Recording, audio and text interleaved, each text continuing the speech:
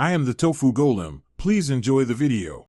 You start by powering off and unplugging the G733, then remove the ear cups and headband cushion so you can access all surfaces. Use 70% isopropyl, a microfiber cloth, cotton swabs, and a soft brush for crevices. This removes oils and debris without damaging foam or plastic. Once you have a tray for small parts, work on a clean surface under good light so you don't lose clips, screws, or the tiny mesh pieces. You now focus on the pads, mesh, and mic.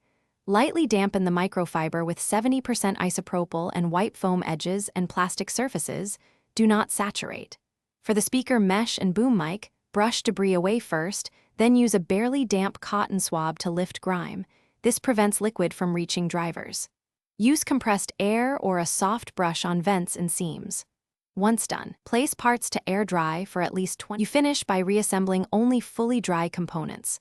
Press ear cups and cushions into place, making sure clips and magnetic latches align. Reconnect the dongle and headset, then perform a low-volume sound and mic check to confirm drivers and mic are working and free of distortion. If you hear static or no sound, reseat the connectors, try another USB port, and make sure firmware is current. If cleaning didn't help, test on a different device to isolate hardware versus software problems. Thanks for watching. Consider subscribing if we helped you today.